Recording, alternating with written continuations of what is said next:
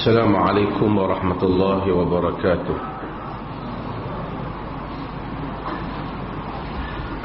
الحمد لله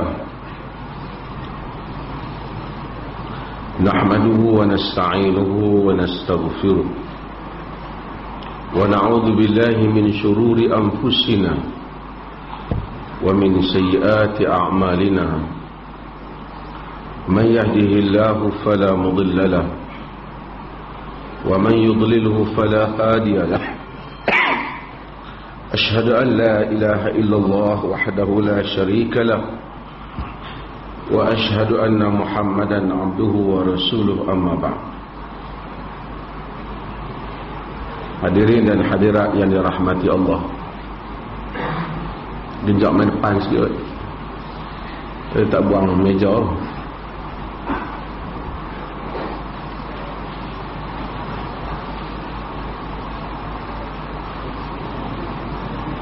Bagi ruang belakang nak masuk.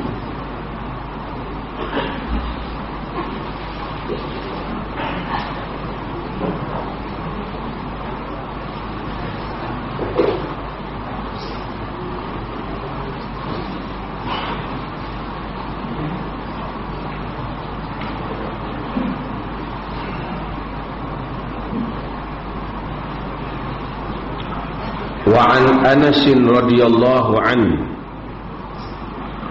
أن رسول الله صلى الله عليه وسلم قال: إن في الجنة لسوقا يأتونها كل جمعة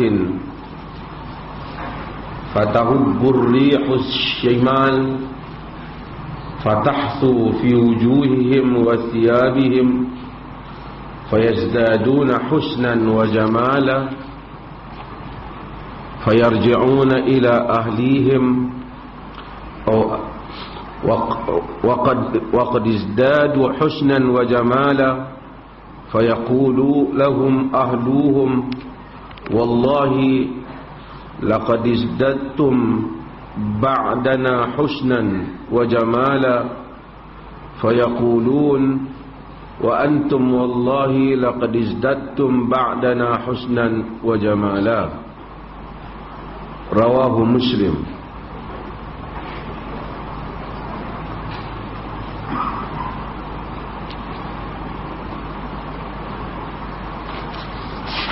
Daripada Anas bin Malik radhiyallahu anhu. Ada beberapa hadis sebelum daripada itu kita tak baca kerana telah dibaca sebahagiannya, dan hadis itu akan berulang pada selepas ini, hadis yang hampir sama. Daripada Anas bin Malik radhiyallahu anhu, anna Rasulullah sallallahu alaihi wasallam qala, bahwa Rasulullah sallallahu alaihi wasallam bersabda. Anas adalah merupakan khadim Nabi sallallahu alaihi wasallam yang mana banyak juga meriwayatkan hadis daripada Nabi sallallahu alaihi wasallam. Di kalangan sahabat-sahabat Nabi sallallahu alaihi wasallam ada yang zahir pada mereka banyak riwayat, tetapi tidak zahir daripada mereka fiqh ataupun fiqh. Seperti Abu Hurairah, dia banyak riwayatnya, tapi pandangan-pandangan fiqh Abu Hurairah tidak sebanyak ataupun semasyhur Ibnu Abbas ataupun Ibnu Umar ataupun Abdullah bin Mas'ud. Ini menunjukkan bahawasanya sebahagian ahli riwayat mereka mementingkan riwayat, mereka tidak sangat membicarakan tentang fiqh, yakni kesimpulan apa yang ada di dalam riwayat. Saya dipahamkan hari ini ada daurah usul fiqh. Usul fiqh ialah kita mempelajari bagaimana mempelajari kaedah dan hukum, bagaimana fiqh itu dirumuskan, bagaimana sesuatu itu boleh menjadi wajib, sesuatu itu boleh menjadi sunat dan seumpamanya. Kerana Kadang-kala ia bukan soal hanya menghafal riwayat, tetapi memahami apa yang ada dari sebalik riwayat. Itulah yang menyebabkan imam-imam yang 4 itu mereka lebih masyhur daripada sebahagian besar ahli-ahli hadis yang lain. Imam Muslim umpamanya hebat di dalam periwayatan, tapi kurang diriwayatkan daripadanya pandangan-pandangan di dalam fiqh. Imam Abu Hanifah tidak banyak periwayatannya di dalam hadis. Bahkan ulama-ulama hadis mendhaifkan riwayat Abu Hanifah. Bukan kerana Abu Hanifah itu didhaifkan kerana pribadinya tidak baik, tetapi di sudut dhabit. Maka kita dapati ramai di kalangan ulama hadis, An-Nasa'i dan selain daripadanya telah menilai Abu Hanifah sebagai dhaif di sudut riwayat, walaupun itu dibantah oleh sebahagian ulama-ulama khususnya di dalam mazhab Hanafi. Tetapi kalau kita lihat pada kitab-kitab jarh wa ta'dil yang lepas, yang zaman terdahulu, yang awal, memang sebahagian mereka mendhaifkan Abu Hanifah.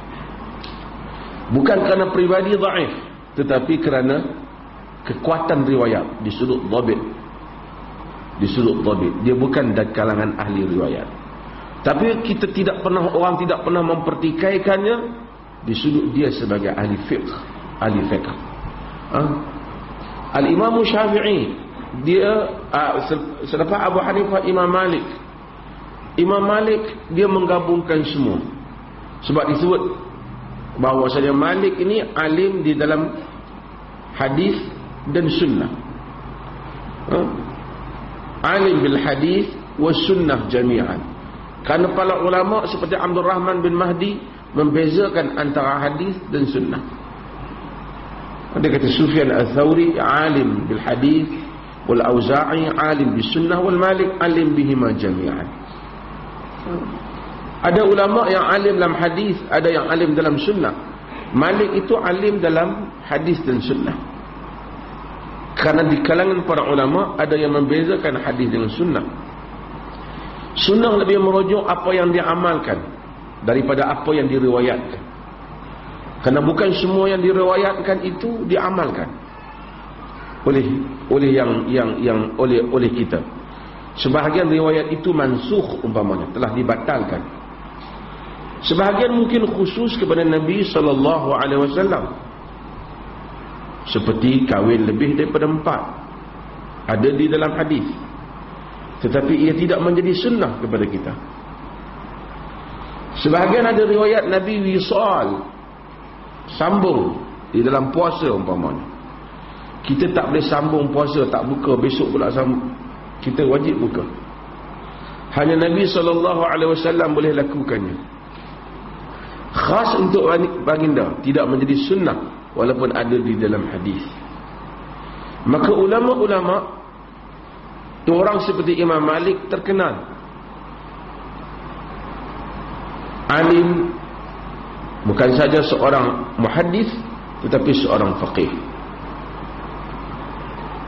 Dia menulis kitab Muwatta apabila Abu Ja'far Al-Mansur berdialog dengan dia dari pagi sampai zuhur sampai ke petang. Abu Ja'far Al-Mansur simpulkan bahawasanya dia adalah orang yang paling alim pada zamannya, dan menyuruh untuk dia menulis Muwatta, menulis untuk dia himpunkan ilmunya.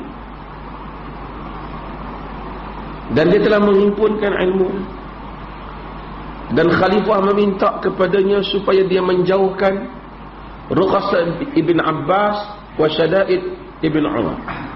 Kelonggaran, terlalu longgarnya Ibn Abbas dan terlalu kerasnya Ibn Umar.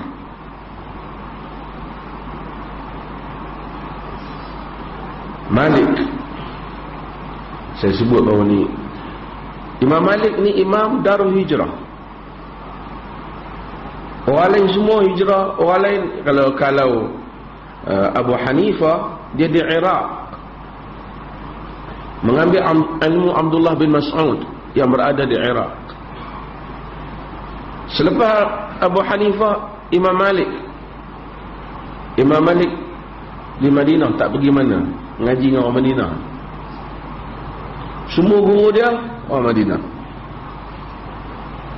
Sehingga ada bab ataupun ada kaedah di dalam mazhab Malik, antaranya kaedah penghukuman yang dipakai dalam mazhab Malik, dia panggil amal ahli Madinah. Kan Madinah Sufi, amal ahli Madinah, sebagai salah satu daripada sumbernya Quran dan Sunnah. Dan pecahan daripada itu yang dikira juga ialah diambil kira ialah amalan ahli Madinah. Jika ada amalan tertentu yang dia lihat ahli Madinah konsisten atas benda itu, dia ambil kira dalam penghukumannya. Di atas dasar kerana pada zaman dia ramai lagi ada anak murid sahabat hidup, maka berguru, dan mereka merupakan generasi salaf. Pun begitu, ulama-ulama telah menulis menolak pandangan Imam Malik kerana menjadikan amalan ahli Madinah sebagai ukuran. Sebab itu Imam Malik tolak puasa 6, kerana dia tengok orang Madinah tak buat. Sebab dia lihat kalau hadis itu sabit, kata dia, betul hadis itu betul, sahih, bukan dia petikai Nabi, dia bincang soal kesabitan hadis, sejauh mana hadis itu tepat dari segi rawinya. Kalau tepat, katanya, tentulah orang Madinah akan puasa, tentu sahabat puasa, anak-anak murid sahabat puasa. Jadi yang ada semua tabi'in semua akan puasa lah. Kalau dah atba'u tabi'in, anak-anak murid tabi'in akan puasa semua zaman tu. Dia tengok mereka tak puasa, lalu dia tak mahu. Dia bukan menolak hadis, dia anggap sebagai syadz, dia anggap sebagai ganjil dalam hadis. Imam Syafi'i, murid dia, kata tak boleh, kita kena terima sebab ada hadis. Saing dia pada zaman itu yang dianggap alim, tapi anak murid dia tak ramai, tapi hebat, iaitu Al-Laits bin Sa'ad. Al-Laits bin Sa'ad duduk di Mesir. Imam Syafi'i tak jumpa dia. Imam Syafi'i bila daripada pergi ke Mesir, kerana Imam Syafi'i dia duduk di Madinah, dia mengaji dengan Imam Malik. Kemudian dia pergi ke Baghdad, dia jumpa dengan Muhammad Hasan Al-Syaibani, dia jumpa dengan Ahmad bin Hanbal. Kemudian dia juga pergi ke Mesir. Di sana dia jumpa dengan anak murid Al-Laits bin Sa'ad. Kata Imam Malik, kata Imam Syafi'i, wal-Laitsu afqah min Malik. Laits itu lebih faqih daripada Malik. Laits pada hayatnya tak setuju dengan pandangan amalan ahli Madinah, menulis menjawab hal itu. Tapi Imam Malik adalah merupakan bak, kata Al-Imam Al-Zahabi rahimahullah, adalah merupakan bintang yang tiada tandingannya. Apabila disebut fiqh, idza dzukira al-ulama famalikun nujum, famalikun najm. Kata Imam Syafi'i, apabila disebut ulama, maka Maliklah bintangnya. Patutnya kita pergi Madinah, mazhab apa? Mazhab Malik. Mazhab Malik tak ada Madinah sekarang. Mazhab Malik ada mana? Di Morocco, di Andalus, di Afrika. Sebab begitulah mazhab ni. Masa zaman Imam Malik ada, Imam Malik terkenal, orang semua datang ke Madinah hanya semata-mata nak jumpa Malik bin Anas. Imam Malik ni dah ramai nak murid dah. Kita sebut ramai nak murid dah. Nabi ramai. Antara anak murid Imam Malik ialah Yahya bin Yahya Al-Laitsi. Yahya bin Yahya Al-Laitsi merupakan satu orang anak murid Imam Malik yang datang daripada Andalus. datang daripada Eropah, datang daripada belah sana Spain, kerana dekat dengan Spain tu Morocco semua. Dia datang pada akhir hayat dia, hayat Imam Malik. Imam Malik ni ada dua orang anak murid dia yang terkenal, yang nama Yahya bin Yahya. Seorang nama Yahya bin Yahya An-Naisaburi, daripada Naisabur. Yahya bin Yahya An-Naisaburi, dia ambil hadis Imam Malik, tapi dia tak ambil fiqh Imam Malik. Yahya bin Yahya Al-Laythi, dia ambil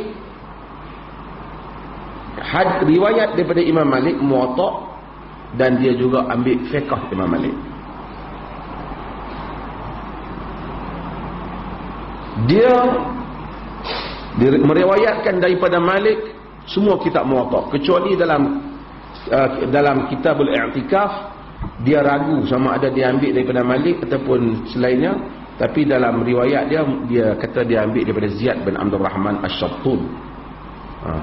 Jadi hal lain itu semua daripada Imam Malik. Pasal dia datang pada hujung umur Imam Malik, Imam Malik kenal dia, jadi nak murid rapat Imam Malik. Saya pernah cerita, sehingga satu hari ketika gajah mai ke Madinah, orang lain semua pakai keluar tengok gajah. Imam Malik tanya Yahya bin Yahya Al-Laythi, "Hang tak keluar lah tengok gajah? Orang semua duk tengok gajah." Dia kata, "Aku datang ke Madinah ni bukan nak tengok gajah, tetapi aku datang kerana ingin melihat engkau, wahai Imam." Maka dia jadilah satu orang yang faqih yang besar di dalam ilmu hadis, dan meriwayatkan daripada Malik ilmu Imam Malik. Saya cerita Imam Malik ni sebab saya tengok Ustaz Malik tu ada belakang.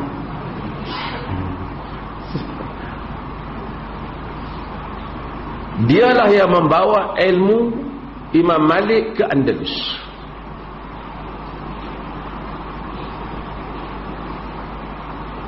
Dan khalifah di Andalus nak lantik dia sebagai qadhi.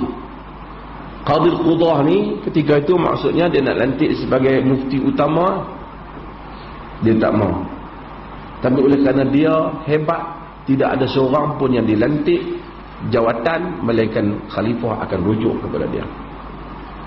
Kerana satu orang, Yahya bin Yahya Al-Laythi, berkembanglah mazhab Malik bin Anas di Andalus, di Morocco, di seluruh wilayah-wilayah Afrika. Abu Hanifah macam kita kata dia orang Parsi. Mazhab dia patut duduk di Iraq, tapi mazhab dia lah yang paling besar di Pakistan, India, mana ya? China, banyak. Mazhab Syafi'i, Imam Syafi'i lahir mana? Di mana? Kelantan. Ustaz dia dah kata Imam Syafi'i lahir kat Kedah pula.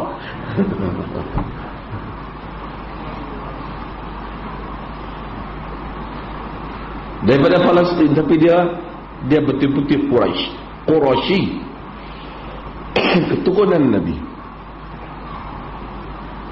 Dia menghimpunkan, dia adalah Nasirus Sunnah, pembela sunnah. Digelar Imam Syafi'i ini sebagai Nasirus Sunnah, pembela sunnah. Dia yang menghimpunkan qaul dalam aliran qiyas Abu Hanifah dan aliran hadis seperti Malik dan seumpamanya. Imam Ahmad mengambil fiqh daripada Imam Syafi'i. Imam Syafi'i mengambil riwayat sebahagian daripada Imam Ahmad. Demikian Imam Ahmad juga ambil riwayat daripada Imam Syafi'i, terutama sebahagian riwayat di dalam Muwatta. Dan kemudian demikian, seketika mazhab Syafi'i itu kuat berada di Makkah dan Madinah. Mungkin dalam tempoh 500 tahun barangkali. Sehingga orang-orang yang fanatik mazhab Syafi'i seperti As-Subki, lama dengar marah saya kata gitu.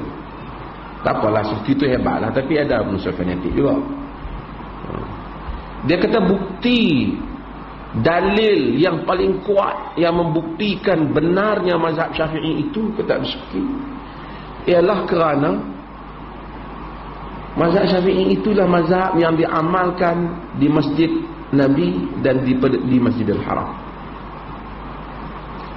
di mana setiap subuh telah berlakunya qunut yang mana Nabi dengar, dan setiap hari di Masjidil Haram orang telah qunut dan menjaharkan bismillah, tanda bahawasanya inilah mazhab yang benar, dalil yang paling nyata, kata Subki. Tapi kalau Al-Subki itu, Al-Imam Subki rahimahullah, kalau dia masih hidup hari ini, kita nak tanya, hari ini mazhab Ahmad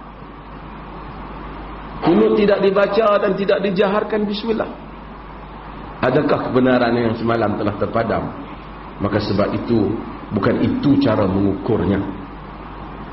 Semua perkara diukur bukan secara bandel demikian, tapi diukur bagi setiap bab dengan dalil-dalilnya. Panjanglah, sehingga mazhab Abu Ahmad daripada Baghdad sekarang berada menjadi mazhab kebanyakan negara-negara orang Arab. Ini fiqh, dan fiqh itu berkembang. Saya nak sebut tadi, Yahya bin Yahya Al-Laythi dia ambil fiqh dan hadis Imam Malik. Yahya bin Yahya An-Naisaburi dia ambil riwayat Imam Malik, tapi dia tak ambil fiqh. Wa an Anas radhiyallahu anhu anna Rasulullah sallallahu alaihi wasallam qala inna fil jannati lasuqan ya'tunaha kulla jum'atin. Sesungguhnya di syurga ada satu pasar yang didatangi, yang mereka ahli jannah itu datang ke pasar itu pada setiap hari Jumaat. Pasal apa di syurga ada pasar, sedangkan dalam syurga ni semua benda ada? Pasal tabiat manusia ni, dia memang seronok buat shopping ni. Walaupun hadis ni kita akan cerita lah, hadis ni dia cerita orang lelaki yang pi, tapi tambah orang perempuan, barang ada pun kadang-kadang. Kerana shopping ni lah telah jadi masalah seluruh negara. Satu tak ke syurga lah, payah lah.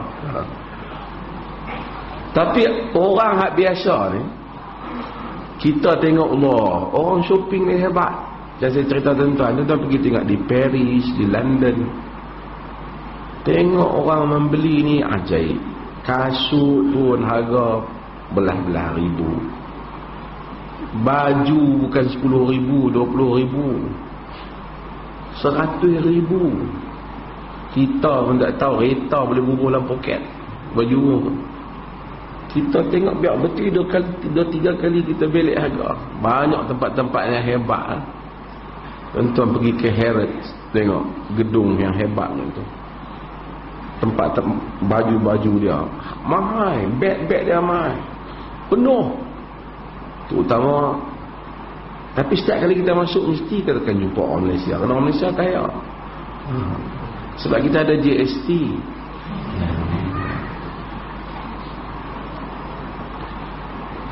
Allah Azza wa Jal tahu tabiat manusia. Dia jadikan dalam syurga ni ada pasar. Ahlul hadis apabila mereka syarahkan hadis ni, mereka kata di pasar ni lah semua ahli syurga daripada semua peringkat berjumpa.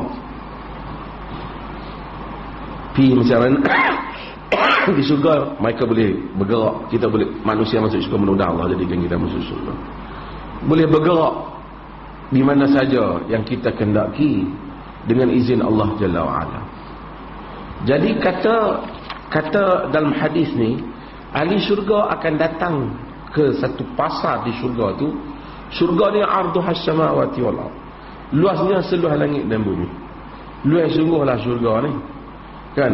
Setiap orang, bagi setiap orang kerajaan, idza ra'aita thamma ra'aita wa idza ra'aita thamma ra'aita na'iman wa mulkan kabira.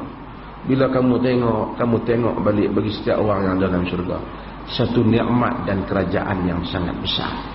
Bagi setiap satu orang tu ada kerajaan yang sangat besar untuk seorang diri manusia. Kalau kerajaan hak besar dalam dunia ni, besar lagi bagi setiap orang yang masuk tu kerajaan yang dia saja.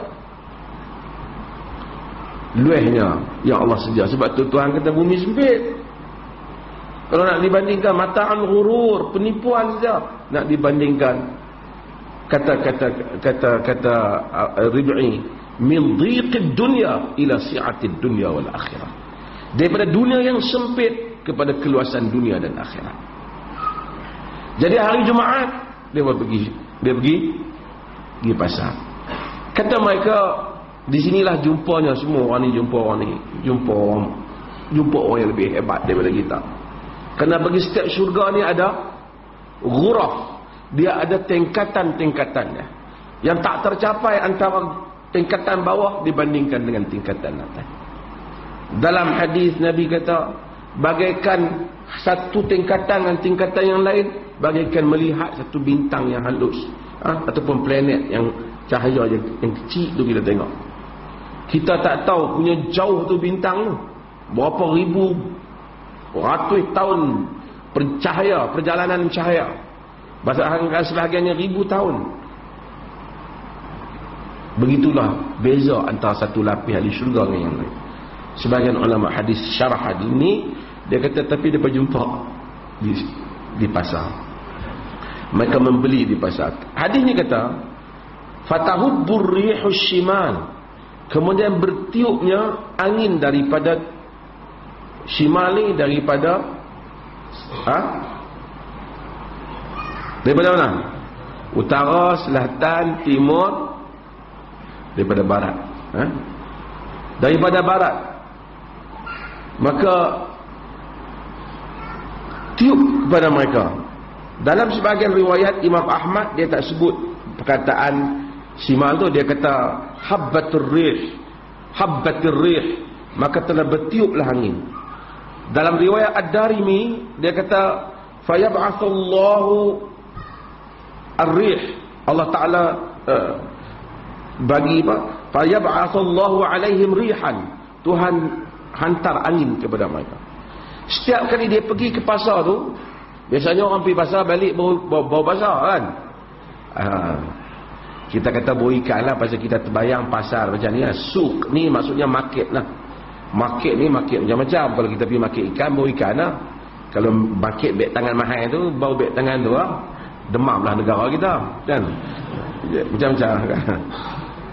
Kemudian dia pergi ke situ, ditiup oleh angin. Fatahsu fi wujuhihim wa thiyabihim, angin tu kena kepada muka mereka dan kena pada pakaian mereka. Fayazdaduna husnan wa jamala, maka bertambahlah segak dan bertambahlah cantik, baik dan cantik. Setiap kali pergi pasar tu balik bertambah cantik.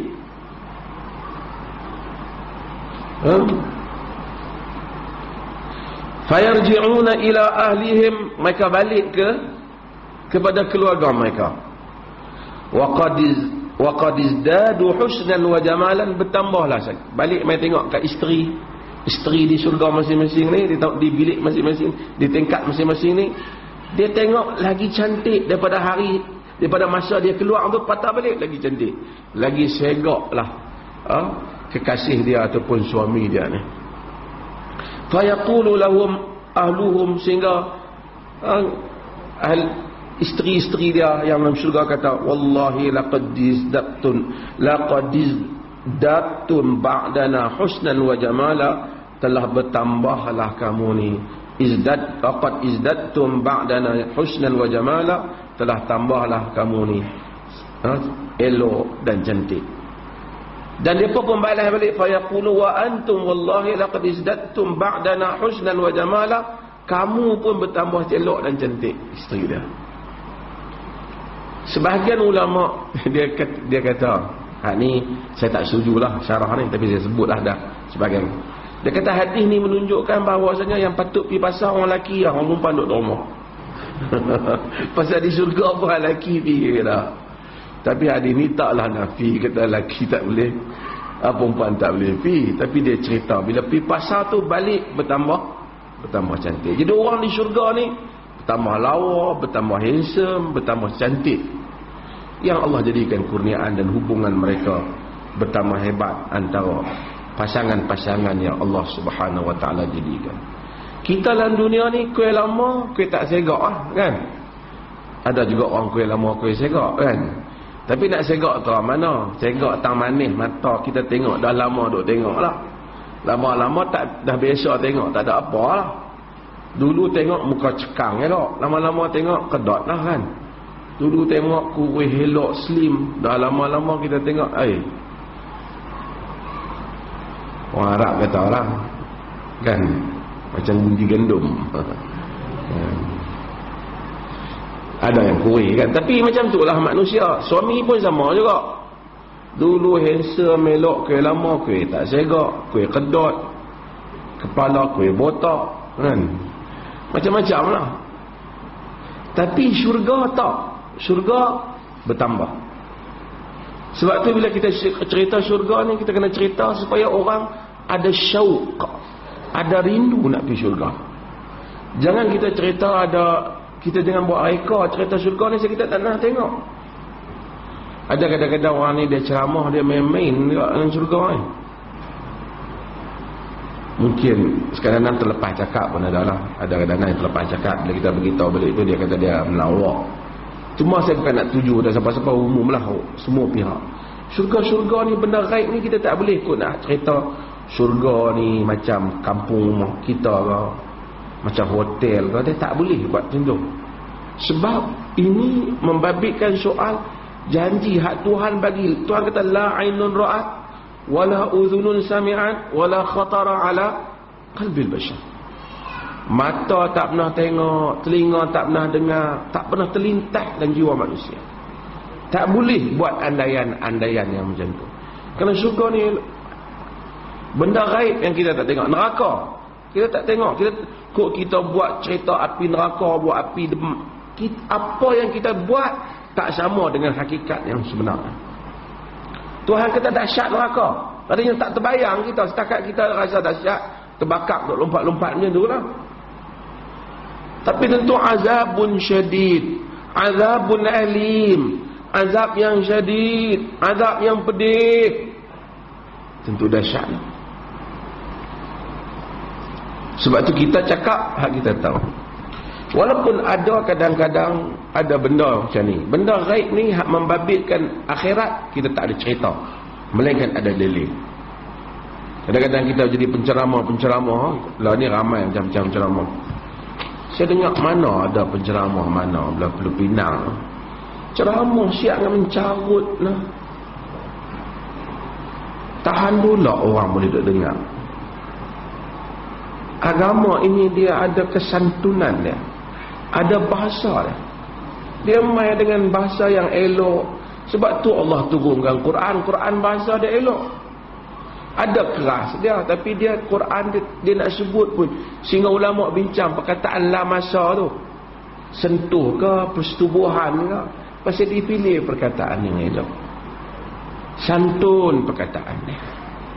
Ni bila cerita dalam ceramah agama, buat cerita sebut benda-benda tak elok, tidak nampak kehaibatan, haibahnya agama. Balik pada yang gaib. Benda yang gaib ni kita tak tahu. Akhirat kita tak tahu. Tapi dalam hidup dunia ni kadang-kadang ada benda Allah bagi kita tahu dalam dunia ni. Kalau Allah bagi tahu, kebahagiaan orang dia tahulah. Saya tak nafi kan tu. Sayyidina Ali radhiyallahu anhu, Ibnu Abbas kata kat dia. Ibnu Abbas, Abdullah bin Abbas kata kat dia, pengikut Muawiyah di Syam makin hari makin akan bersatu dan berada di belakang Muawiyah. Sementara pengikut engkau wahai Ali Amirul Mukminin, kau tengok ke depan ni, makin ke depan makin akan berpecah, makin tak setia.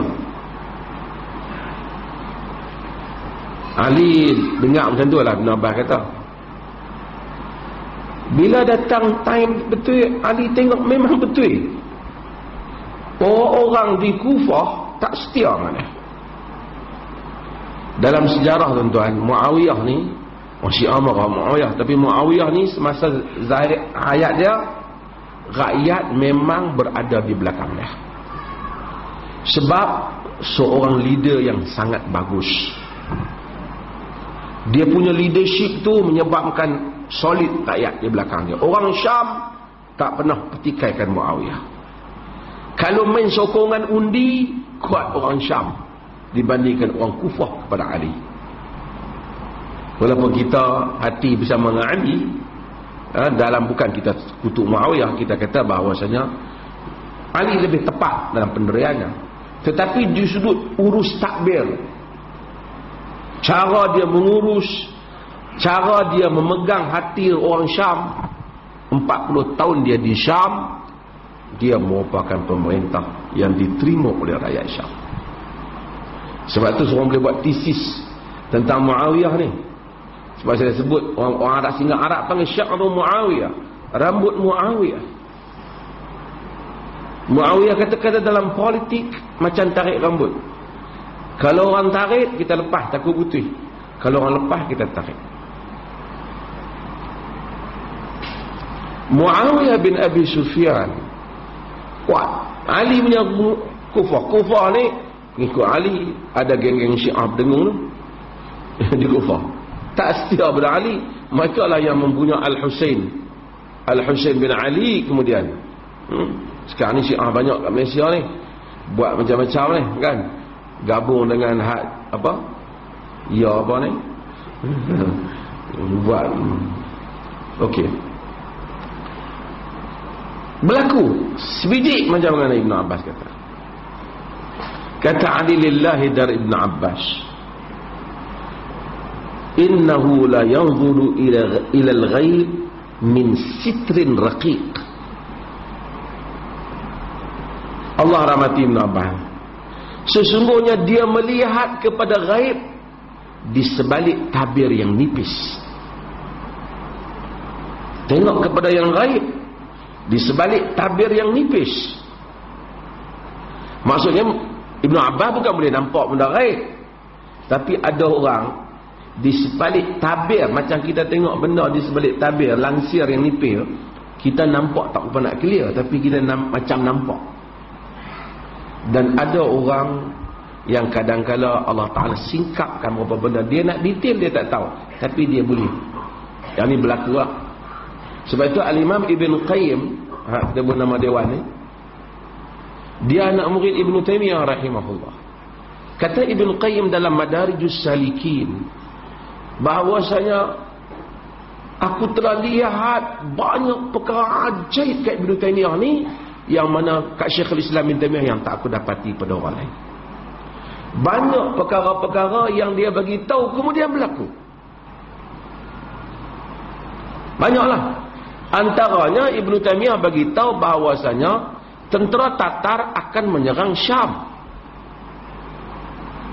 pada tahun 698 699. Ibn Taymiyah habaq kata bahawasanya Tatar akan serang Syria, Syam akan menyerang, dan tentera Islam akan kalah di Baghdad dan semua. Orang tak kata apa, tak nampak apa, tak nampak pula Tatar nak mengalahkan tu. Berlaku memang kalah. Lepas tu Tatar akan masuk ke Syam, Ibn Taymiyah kata. Pasal dah Tatar masuk ke Baghdad, Baghdad kalah semua. Orang duk expect masuk ke Syam, Syam kalah. Maksud tu Tatar tak masuk Syam lagi, Ibn Taymiyah kata dah. Orang kata tak nampak pun nak masuk. Kemudian Ibn Taymiyah kata, dan kita dan umat Islam kita akan menewaskan Tatar.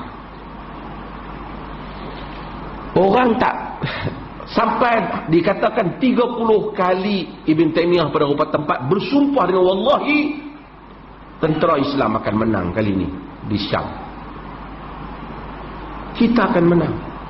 Sehingga anak murid ni ramai duk dengar Ibn Taymiyah duk berucap ni, Satu orang nak murid bangkit kata kat bin Taimiyah, yaqul ya imam insya-Allah. Katalah wahai imam insya-Allah. Nampak confident ni.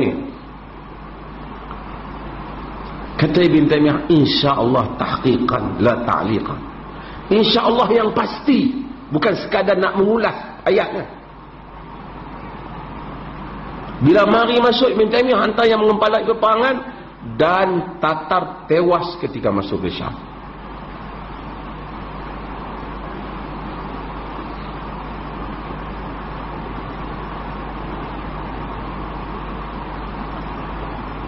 Lepas pada tu geng-geng tarikat ni dia dengki dengan Ibn Taimiyah ni. Lepas habis dah tak ada isu apa, dia pakat macam mana nak pakat dengan pemerintah untuk supaya Ibn Taimiyah ni ditangkap dan dibunuh.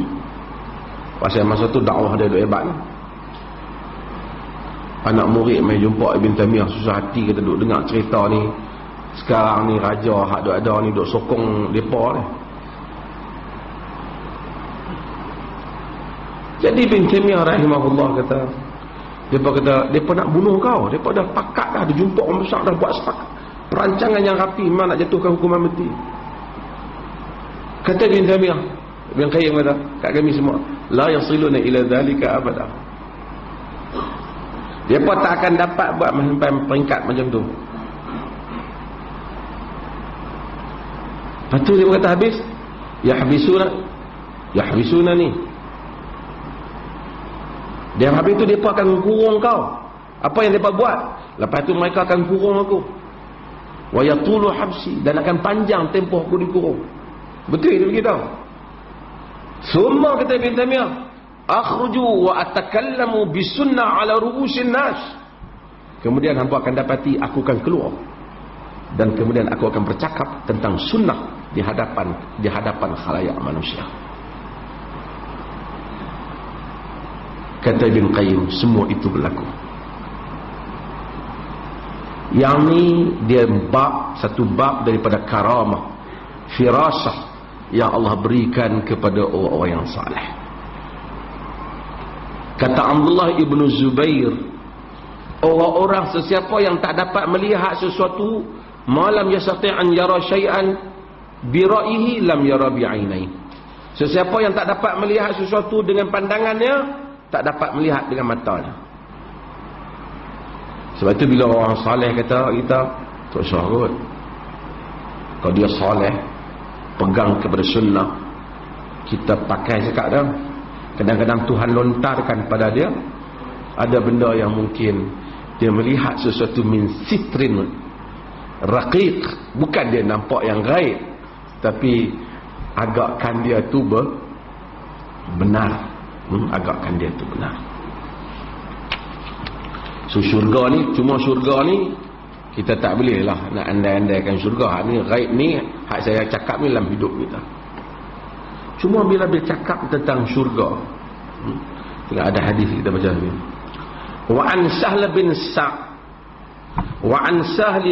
Sa'd radhiyallahu anhu anna Rasulullah sallallahu alaihi wasallam qala inna ahlal jannati la yatara'awna al-ghurafa fil jannati kama tatara'awna al-kawakiba fis sama', muttafaqun alaih. Sesungguhnya ahli syurga daripada Sahal bin Sa'ad radhiyallahu anhu, sebenarnya radhiyallahu anhuma, pasal bapa Sa'ad ni pun adalah juga adalah merupakan sahabi, Sa'ad bin Malik. Sahal bin Sa'ad radhiyallahu anhuma, bahawa Rasulullah sallallahu alaihi wasallam berkata, Sahal ni orang Ansar. Kata dia, sesungguhnya ahli syurga akan melihat kepada ghuraf ni. Asal dalam bahasa kita ghuraf ni, bahasa Arab sekarang ni dia panggil ghurfah ni macam bilik. Barangkali itu kot ada orang kata syurga macam bilik kot. Tapi ghuraf dalam ni maksud dia, asal dia maksud tempat tinggi, tingkatan di dalam syurga. Hadis ni kata bahawasanya Sebab kenapa kita kata tingkatan? Dalam Quran Allah Subhanahu wa taala kata ulaika yujzauna al-ghuraf. Ulaika yujzauna al-ghurfata bima sabaru. Mereka itu yujzauna al-ghurfata bima sabaru. Mereka itu dibalas dengan tingkatan di atas kesabaran mereka. Yakni tingkatan dalam syurga. Ini digunakan di dalam Al-Quran. Dan dalam ayat yang lain Allah kata kepada apa? Lakinnal ladzina taqaw rabbahum lahum ghurafun min fawqihim ghuraf. Adapun orang-orang yang bertakwa kepada Tuhan mereka, bagi mereka tingkatan di atas itu ada lagi tingkatan. Ini balasan Allah Subhanahu wa taala dalam syurga. Kata hadis ni ahli syurga nampak kepada tingkatan-tingkatan dalam syurga macam mana kamu nampak kepada al-kawakib fis sama, kamu nampak kepada, dia terjemah apa juga?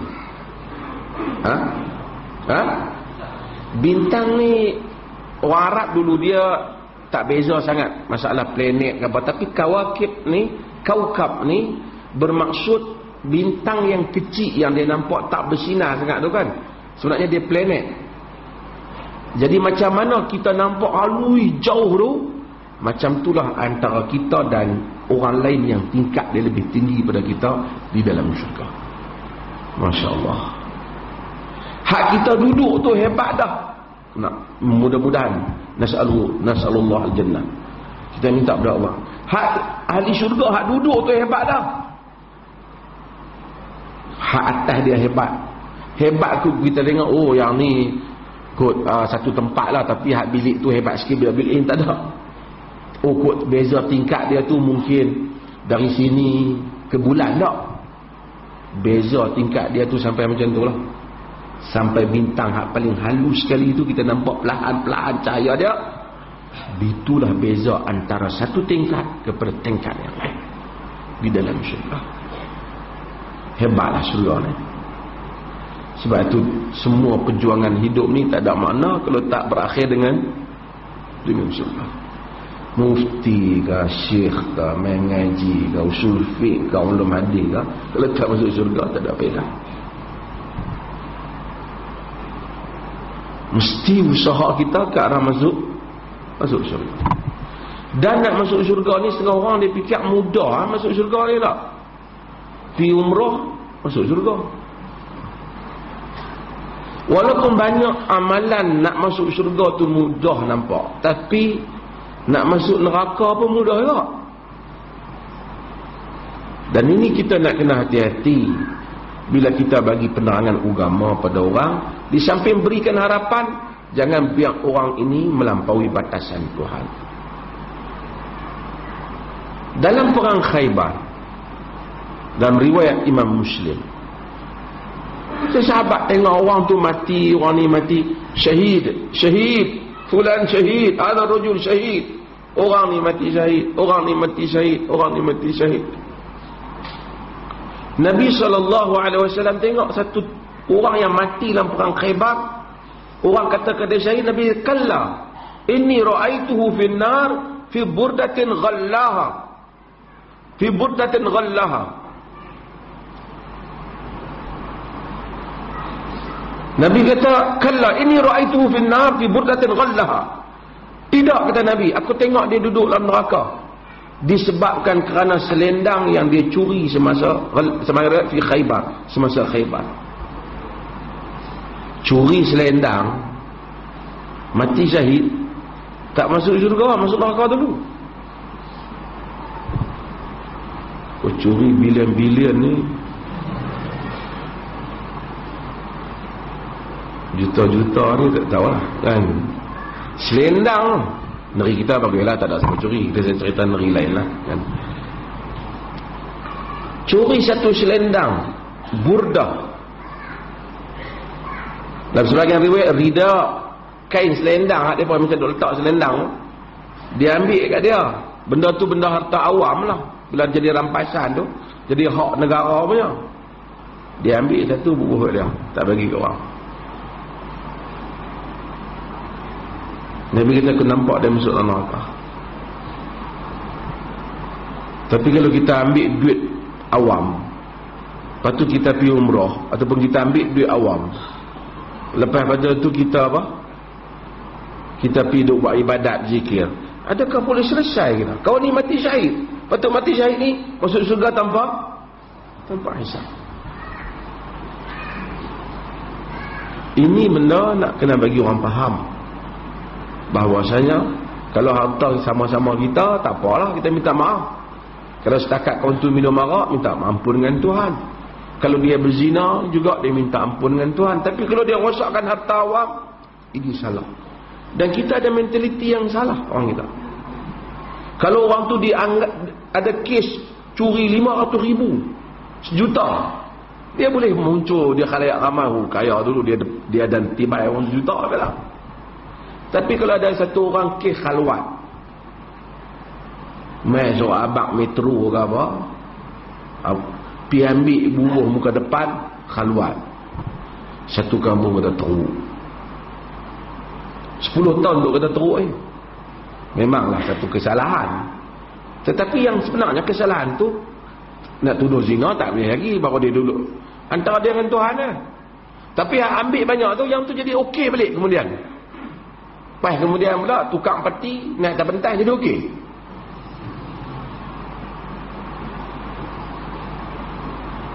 Tak dan mana peti pun lebih kurang zaman dah ni. Dan ini adalah benda yang berlaku kerana kita tidak dapat membezakan antara dosa-dosa yang dikategorikan dalam agama yang membabitkan dosa awam dan dosa peribadi seseorang. Yang ni kita sebut dulu lagi. Sebab tu Nabi SAW kata tak. Hadis ni diriwayatkan oleh Sayyidina Umar. Kemudian Nabi kata, ya Ibn Khattab, idhab fanad, wahai Ibn Khattab, pergi dan seru, fanadi finnas, dan seru di kalangan manusia, annahu la yadkhulul jannata illa almu'minun, sesungguhnya tak masuk syurga melainkan orang-orang yang beriman. Takkan curi itu tak beriman.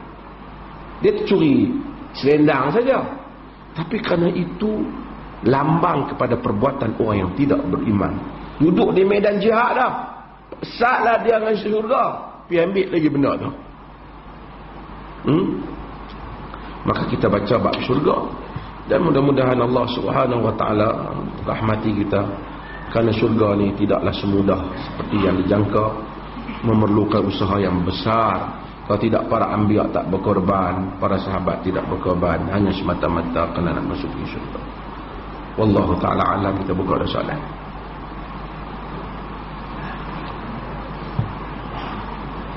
Soalan.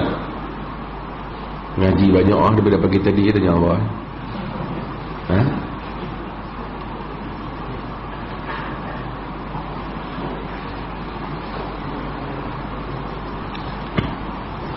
Ada lagi soalan?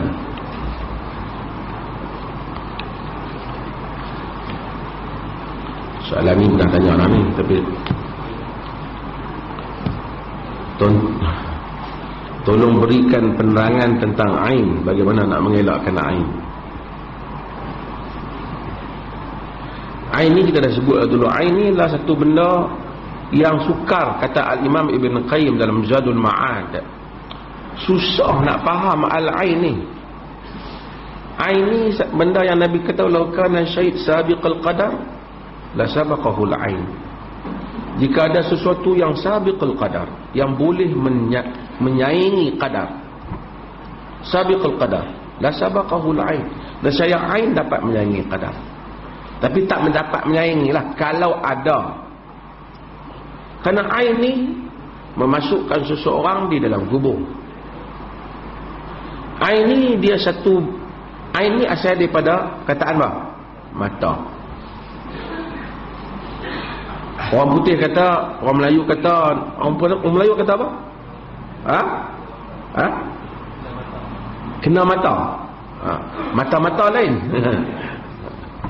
Dia satu orang dengan pandangan dia tu, dia ada satu kekaguman yang luar biasa, yang boleh memberikan kesan kepada orang yang dia tengok. Evil eye. Dia tengok tu menyebabkan orang tu terkesan. Kadang-kadang dia tengok, dia tegur. Dia tegur. Ni saya dah sebut tu. Dia tegur macam dia kata, amboi, beli kereta lawa segak cantik kereta hang ni. Keluar-keluar kena apung. Yang ni panggil ain. Dia tengok anak orang sehat, dia kata, amboi, sehat budak ni, gemuk suruh duduk esok demam. Orang Melayu kata ni mulut gelembai. Kelembai. Yang ni disebut ain lah, kita dah ain ni. Benda ni agama akui berlaku. Kerana sebab tu dalam hadis dia sebut Nabi jampi, Nabi kata bismillah ya arqiq wallahu yashfik min kulli da'in yu'dhik wa min kulli nafsin aw ainin hasid. Aku jampi daripada ain hasid, mata yang dengki. Sebab tu kita diajar, apabila tengok benda-benda yang kita berkenan, kaitkan dengan nama Allah. Kalau kita, kerana kita tak tahu siapa dia yang ada ruh yang, kata Ibn Qayyim, ruh yang khabis, ruh yang kotor. Dia ni pantang, kalau dia tegur, kalau dia apa, jadi rosak. Sebab mungkin dia tak relate langsung antara diri dia dengan Tuhan. Sukar nak dipahami, kata Ibn Qayyim, tapi berlaku. Kita pernah baca hadis Sahal bin Hunayf, apabila dia sakit perut. Sebab ada orang tengok, dia kata nak darah pun tak putih macam ni. Sehingga Nabi suruh kawan yang tengok tu panggil, dia basuh semua pakaian dalam, ambil pakaian dalam dia, jurih ayak, ambil ayak tu pergi jurih balik pada kawan tu. Misal kata abang dia ni ada benda tu, dia tegur adik dia, anak kita, anak hang ni sihat aku tengok ni. Lepas tu jadi demam anak kita. Kalau ikut panduan hadis tu, kita suruh dia pergi mandi ayak badan dia tu, ambil pergi jurih kat anak kita. Jadi 2 kali leceh lah, tapi yang tu ubat dia. Kenapa macam tu? Tak dapat dipahami, kata Ibn Qayyim. Semua dalam hadis. Maka kita apabila tengok benda yang kita kagum, kita kait subhanallah, tabarakallah. Sebab kita tengok rumah orang cantik, masya-Allah, rezeki dia masya-Allah. Sebab tu Arab suka letak hadza min fadli rabbi. Dia tulis ini adalah kurniaan Tuhanku, macam kata-kata Nabi Sulaiman alaihissalam. Kat kenderaan dia hak elok kat rumah dia tulis hadza min fadli rabbi. Bila orang nak masuk elok, dia tengok hadza, Tuhan bagi rezeki dia. Lepas tu kalau kita tengok kambing-kambing dia gemuk-gemuk, kita tahu dia main langgar kita. Qul tabarakallah. Kata moga diberkati Allah. Kerana dia takut kena ain. Habis itu kalau kita tak tahu, banyak cadangan yang disebut oleh ahli-ahli ilmu dalam hal ini. Antaranya kita sebab tu kita diajar baca surah Al-Falaq, kata qul a'udzu birabbil falaq min syarri ma khalaq wa min syarri ghasiqin idza waqab wa min syarri nafathati fil 'uqad wa min syarri hasidin idza hasad.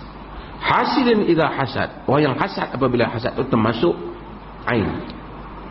Kadang-kadang ada orang kena satu penyakit yang tak dapat diketahui untuk nak sembuh, tak tahu. Doktor tak boleh nak trace.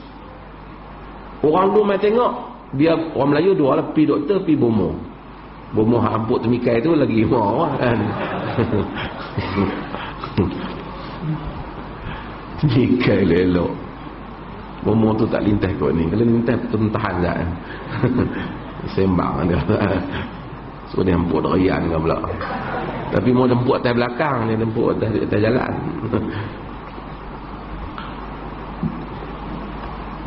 Ain, kita balik pada ain. Sebab tu bila kita tengok benda-benda macam ni, antara benda yang kita baca ialah qul a'udzu birabbil falaq min syarri hasidin idza hasad. Hasad, maka orang kata salah satu ubatnya adalah dengan membaca surah ni lah. Membaca surah ni. Kalau kita tahu orang tu yang menyebabkan kena, kita ambil daripada dia. Kalau tidak, kita baca surah ni. Kalau kita tahu dia tu sebab, kita ambil daripada dia.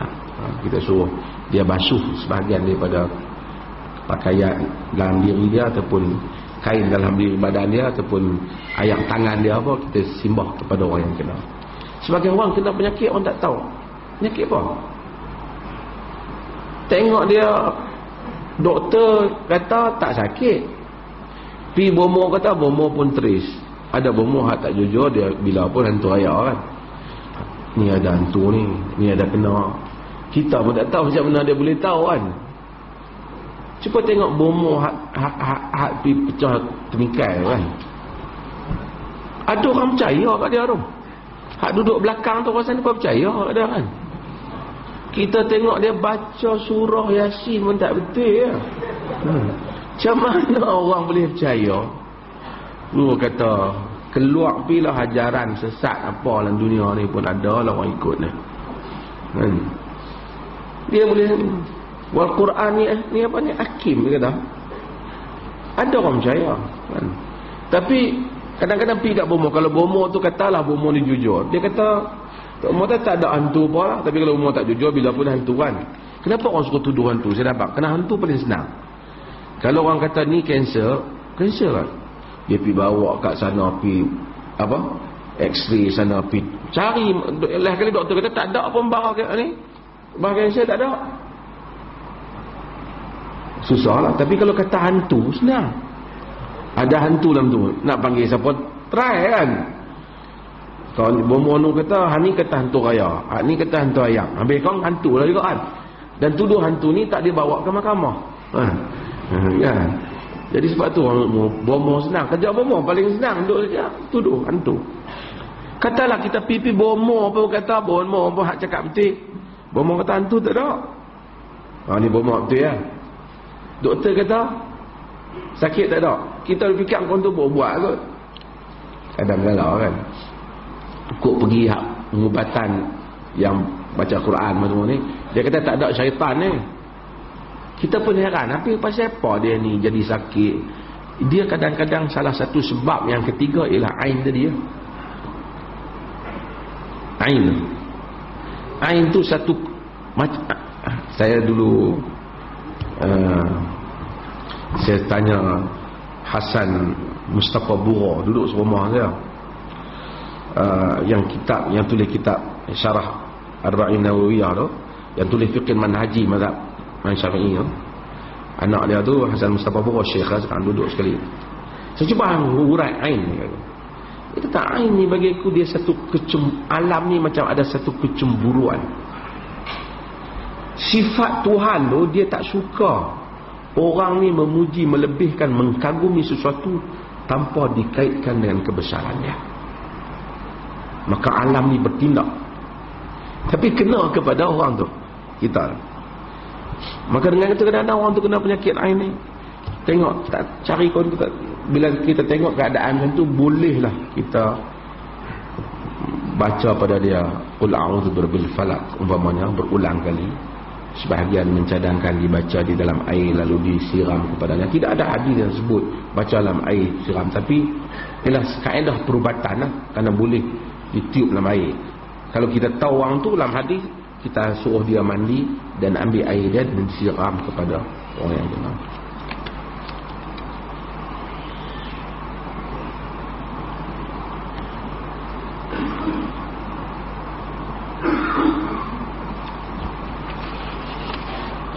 Ibn Qayyim pernah bermimpi bahawasanya Ibn Taimiyah bila mengatakan Ibn Qayyim berada di tabaqat Ibn Khuzaimah. Boleh terangkan tentang tabaqat? Ini bukan tabaqat ni banyak. Ada tabaqat dalam hadis itu lain. Ibn Hajar sebut senarai tabaqat dalam Taqrib Tahdzib itu tabaqat lain. Tabaqat yang ni ialah tabaqat kerohanian lah. Maksudnya ini cerita mimpi lah, bukan hujah. Dia kata dia berada pada memang disebut bahawasanya pada Ibn Khuzaimah, sebab Ibn Khuzaimah adalah ulama hadis yang besar, dan Ibn Qayyim berada pada kedudukan ahli hadis yang besar seperti Ibn Khuzaimah. Wallahu alam, detail yang tak ada, begitu ya Ibn Qayyim cerita.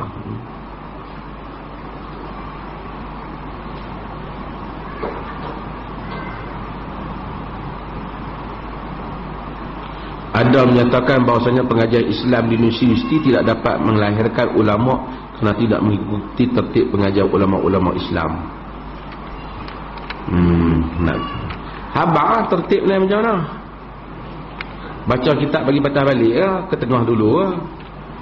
Ataupun baca macam Piramli lah, tak bunyi langsung. Ataupun macam tu kan. Kan? Saya baca bunyi Arab, Aziz baca bunyi syair, Ramli baca tak bunyi langsung. Abang yang mana satu kan. Lah ni dia jadi macam satu tak betul kan. Semua orang pakai dakwa dia lah ilmu hak betul. Dengan cari ilmu ni bukan dibuktikan dengan buktinya cara saban saya, bukan yang tu. Proof ilmu tu dengan bagi tahu ilmu lah. Dengan dia ni hebat, hebat ni semua orang boleh kata benda hebat, tapi hebat kena buktikan dengan ilmu lah. Cara dia istimbat hukum, cara dia baru kata hebat. Hebat, cerita hebat, mai cabar orang zakat betul lari hebat apa. Itu cerita di negeri lain.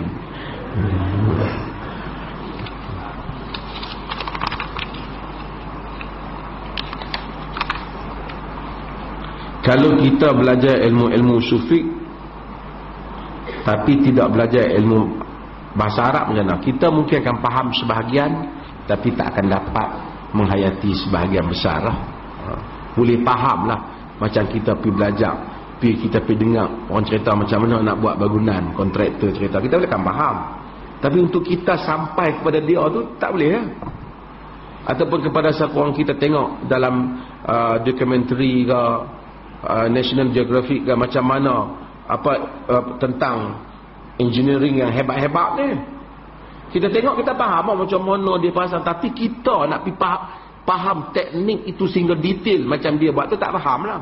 Tapi at least kita ada maklumat lah. Orang tak boleh gebang kita lah kan. Tapi kalau nak ni kita nak kena faham bahasa dia. So bahasa Arab sangat penting lah. Gaji lah, banyak ilmu lain kita tak boleh. Kita belajar boleh bahasa Arab. Pasal kita duk kata tak boleh. Cuba kita kata boleh. Lama-lama boleh.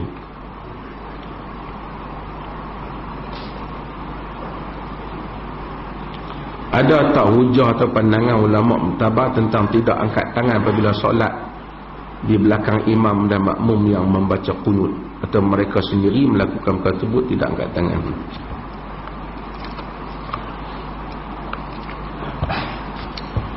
Kalau imam baca qunut dia angkat tangan, kita angkat tangan.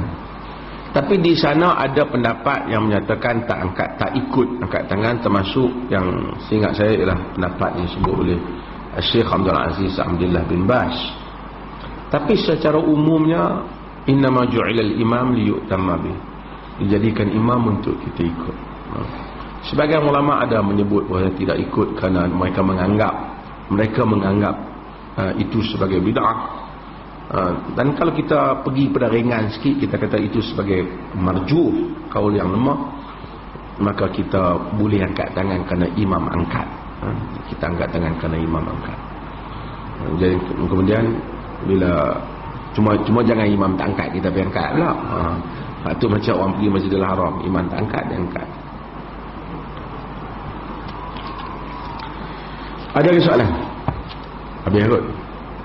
Last.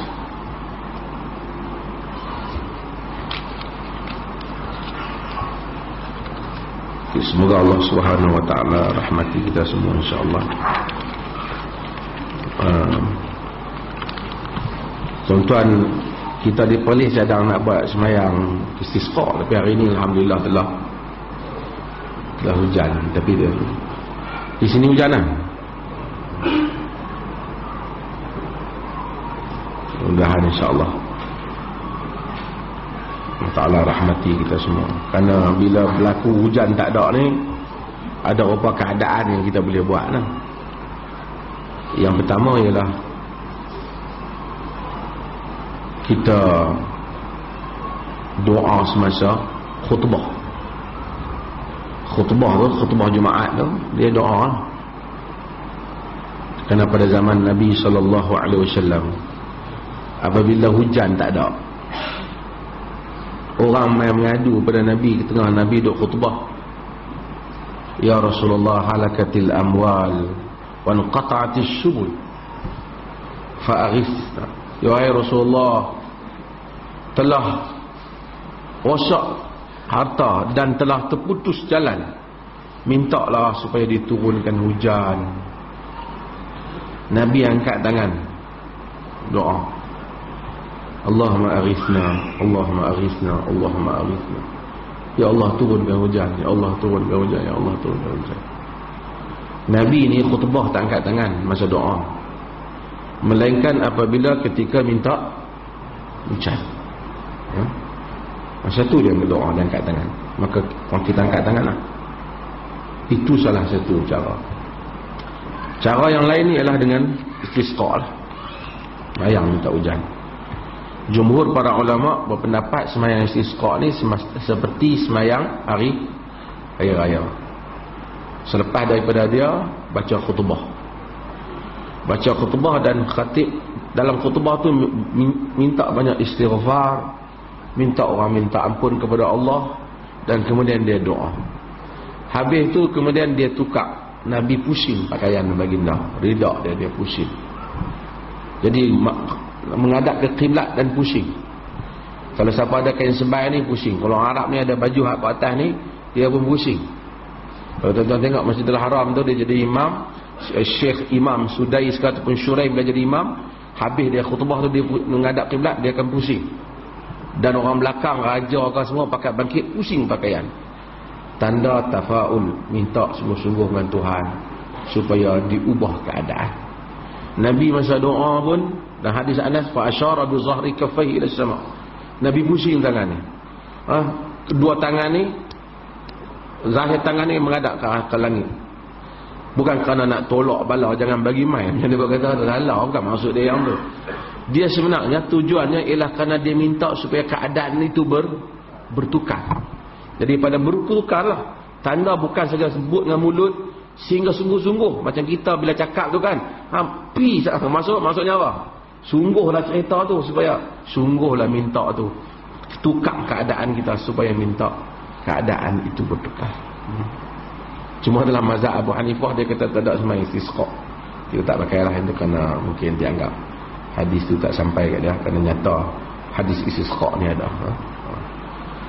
Sallallahu ala nabiyina Muhammad, alhamdulillahirabbil alamin.